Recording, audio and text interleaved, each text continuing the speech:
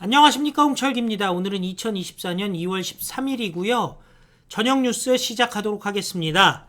건국전쟁 김덕영 감독이 한동훈 비대위원장에게 메시지를 남겼습니다. 도대체 어떤 얘기인지 한동훈 비대위원장에게 조언도 들어있고요. 또 감사의 마음도 전하고 있는데요. 관련된 소식 여러분들께 쭉 소개해드리도록 하겠습니다. 김덕영, 한동훈 비대위원장이 보았다. 영화 건국전쟁. 글 김덕영, 건국전쟁의 감독입니다. 작년 필리핀에서 영화 건국전쟁에 등장하는 토지개혁에 관한 부분을 취재하고 있을 때의 일이었다. 리서치를 하던 도중 한 가지 흥미로운 자료가 등장했다. 바로 요즘에 화제가 되고 있는 한동훈 비대위원장의 토지개혁에 관한 강연 내용이었다. 개인적으로 저는 1950년에 농지개혁이야말로 대한민국이 여기까지 오게 된 가장 결정적 장면 중 하나였다고 생각합니다. 만약 이게 없었다면 대한민국은 지금과 많이 다른 나라였을 거라고 생각합니다. 당시 현직 법무부 장관의 입에서 이승만의 토지개혁에 관한 업적을 치하하는 발언이었다. 아마 1960년 4월 19일 이후 4.19 이후 대한민국 국무위원으로서 이승만의 공적을 높이 평가하는 것 첫 번째 발언이었지 않나 싶다. 하지만 형식적 의미보다 더 중요한 것은 한동훈의 발언이 지니는 무게였다. 이 농지개혁이 만석군의 나라였던 대한민국을 이병철, 정주영, 구인회, 최정연 회장과 같은 여러분들의 선배 기업인들이자 대한민국의 영웅들이 혁신하고 실현하고 마음껏 활약할 수 있는 기업인의 나라로 바꾸는 대전환의 계기가 됐다고 생각합니다. 그의 말은 오늘날 대한민국의 번영과 발전이 어디서 시작되었는지를 명확히 하고 있다. 실제로 수많은 경제 전문가들은 대한민국의 기적과 같은 경제 발전의 원인을 토지개혁의 성공에서 찾고 있다. 아시아의 힘이라는 책을 쓴 조 스터드웰은 한국과 대만에서 토지개혁이 성공함으로써 지주계급의 독점적 이해에서 벗어나 산업 자본이 신속하게 육성될 수 있었다고 진단한다. 실제로 다른 동남아 국가들이 여전히 대지주와 소장농의 관계를 탈피하지 못하는 현실에 비하면 엄청난 차이를 가져왔다는 것이다. 토지개혁은 단지 자작농의 등장만을 의미하는 것은 아니었다.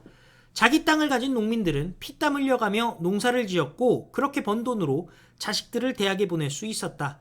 토지개혁이 모든 사람들에게 하면 된다라는 정신을 불러일으켰고 누구나 땀을 흘려서 일하면 성공할 수 있다는 확신을 심어줬다.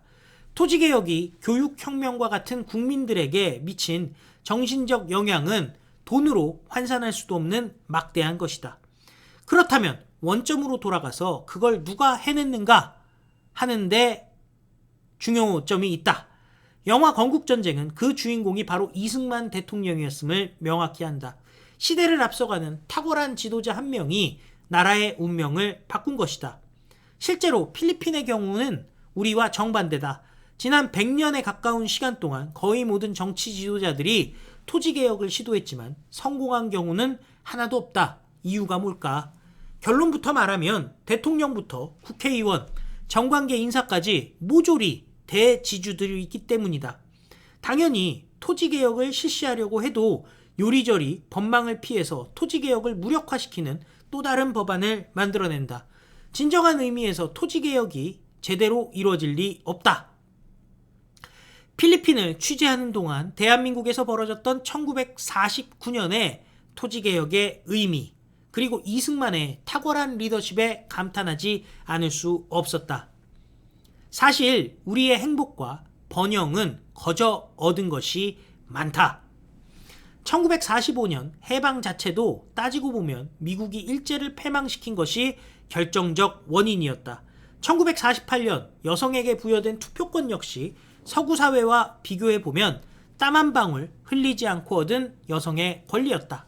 대한민국이 북한을 압도하고 경제적으로나 군사적으로 앞서 나갈 수 있는 결정적 모멘텀이 되었던 1953년의 한미 상호방위 조약 역시 국제 무대에서 오랜 경험을 갖고 있던 이승만의 개인 플레이였다.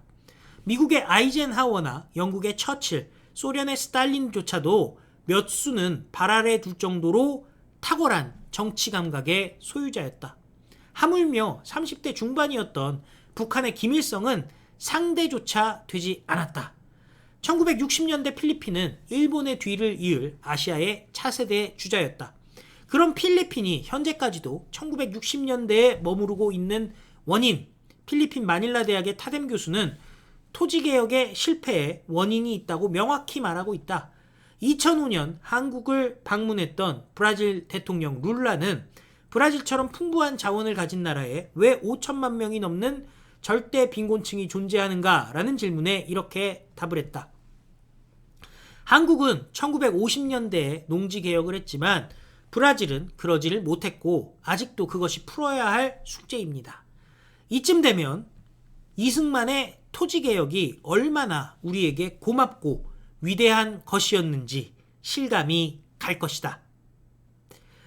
영화 건국전쟁을 만들면서 개인적으로 내가 누리는 안락과 평화의 출발이 나라가 힘들고 어려웠던 고비의 순간마다 과감하게 정책적 결단을 실천에 옮긴 이승만의 리더십 덕분이라는 생각을 지울 수 없었다. 그래서 한동훈 비대위원장의 말이 고마웠다. 그의 연설 장면을 영화에 넣은 것도 거기에 있다. 영화 시사회 초대장을 들고 여의도 당사를 찾아간 것이 1월 4일이었다. 부디 한동훈 비대위원장에게 이 초대장이 전달되기를 바랍니다. 그렇게 간곡히 부탁을 하고 왔지만 국민의힘으로부터 아무런 연락이 없었다. 드디어 한 달을 조금 넘긴 어제 2월 12일 한동훈이 건국전쟁을 극장에서 봤다는 기사가 넘쳐났다. 그가 영화를 어떻게 봤는지는 잘 모르겠다. 제가 영화에 나오던데요 라고 첫마디를 던지는 모습에서 한동훈 특유의 솔직함이 느껴졌다. 개인적으로도 그가 잘 되길 바란다. 부디 영화를 보면서 시대를 앞서가는 이승만의 리더십과 정치 감각을 느꼈으면 좋겠다. 하지만 무엇보다 간절히 바라는 것은 현실 정치의 가장 유력한 차세대 대권 주자로서 이승만의 순수한 애국심을 한동훈이 가슴에 간직하길 바란다. 영화 건국전쟁을 만든 감독이 추운 겨울 낯선 여의도 당사까지 찾아서 그에게 초대장을 전달하려고 했던 것도 바로 그것이었다. 오늘을 사는 우리 모두는 이승만에게 어떤 방식으로든 빚을 지고 있다. 자, 김덕영 감독의 한동훈이 건국전쟁을 봤다라는 글의 내용입니다. 한동훈 비대위원장에게 잘 되길 바라는데 중요한 거는 이승만의 리더십과 정치 감각을 느꼈으면 좋겠다라는 거죠. 순수한 애국심을 간직하길 바란다라는 겁니다.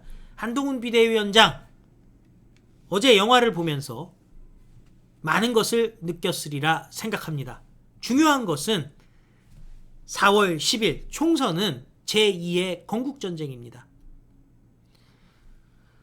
이승만 대통령이 건국전쟁을 치렀고 박정희 대통령이 산업화 전쟁을 치렀습니다. 이제는 대한민국을 정상화하고 선진화하는 전쟁이 남아 있습니다.